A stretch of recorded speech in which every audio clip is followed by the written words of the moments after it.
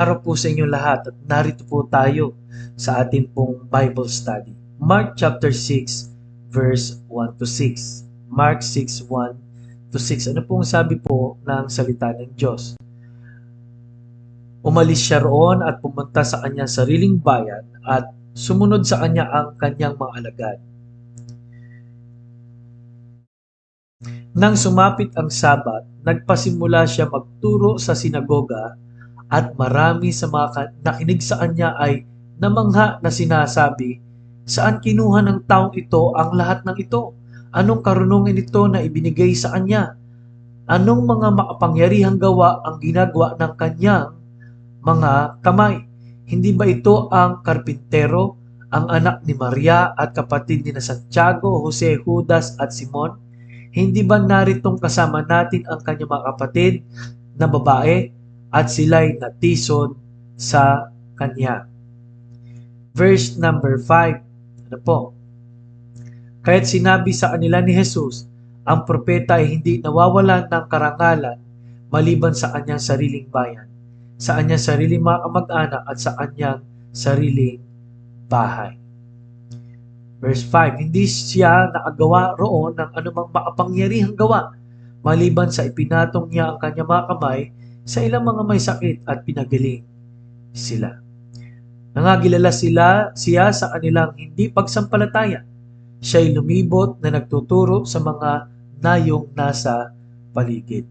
Alam niyo po, nakakalungkot at medyo kakaiba po ang talata ngayon na hindi tinanggap ng mga tao ang pagpapala dahil hindi ibinigay ni Jesus, kundi dahil po sa, sabi roon ay, nawalan sila ng pananampalataya. Di ba ito yung anak ng karpintero? No? Pero namangha sila sa tinuro, alam nilang hindi talaga si Jesus at kung sino lamang ano po. Pero nung naunawaan nilang, teka, kilala ko to eh. Ito yung kapatid ni ganito at may kapatid pa siya mga babae. Kaya alam nyo, mga minal, isang turo po rito, hindi na natiling birhen po si Maria. Ano po? Dahil siya po ay talagang nagkaroon pa ng mga anak. No? At sa Luke 1:47, siya rin ay tumanggap kay Jesus. Ano po? Pero dito po, sa ating pag-aaral, napaka-linaw po na mayroong kaso at may pagkaataon na hindi po talaga nangyayari yung gusto mangyari ng Diyos dahil sa, sabi ng Biblia ay unbelief. Ano po? Naramdaman nila yung kapangyarihan, wisdom, nabalitaan na nila sa ibang mga lugar, nakita naman nilang may pinagaling din ng Panginoon, ano po, pero hindi nila naranasan at nawa ho sa mga oras na ito, kahit po tayo Kristiyano na, there are times what we are praying for ay hindi po tayo talaga naniniwala doon sa ating ipinapanalangin kung tutugunin, ano po. Kaya ang hindrances to prayer and blessings and the grace of God is unbelief. Ano po? They refuse to believe. Ano po? Kasi po nakita na nila yung matitinding gawa eh.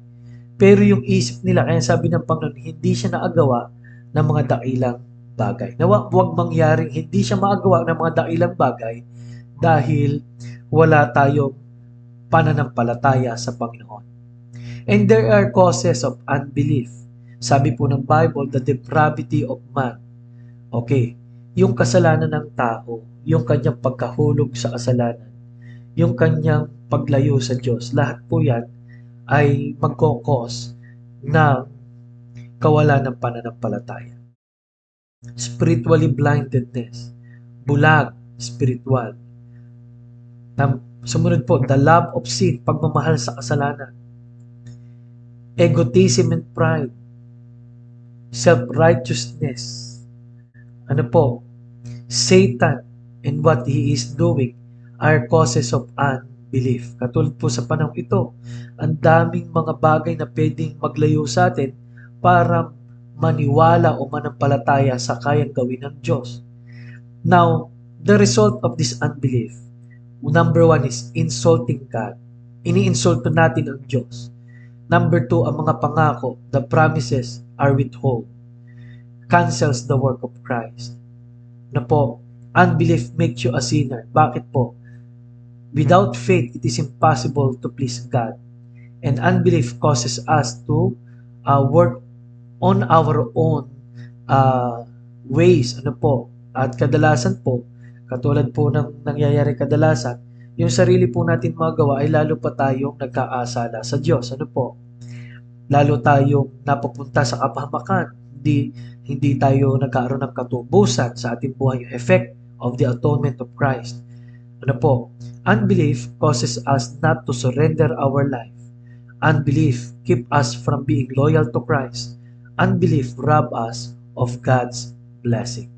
Kaya mga kapatid, ang sabi po ng Bible, ang Panginoon ay sa Tagalog namangha, pero ang sabi sa English siya ay, anong sabi po doon? Siya po ay nagulat din siya. Ano po? Kaya mga kapatid, huwag nawang magulat ang Panginoon sa ating mga buhay dahil sayang ang kanyang biyaya. Lord, nawa po ang biyaya nyo ay laging sumagana. Hindi po kami mapuno ng unbelief, but by faith, we will believe. Salamat po. Ang faith po namin ay hindi yung sinasabi ng iba na blind faith, but it is according to what is now established in the Word of God. Kaya maraming salamat po, Lord, sa salita mo. Sa pangalan po ni Jesus. Amen. Kamusta po kayo? At kung meron po kayong mga tanong, magtanong po kayo. At kung kailangan niyo po ng tawagan ko po kayo. Maraming salamat po. Ito po si Pastor Paul Borja. Nagsasabing kailangan natin ng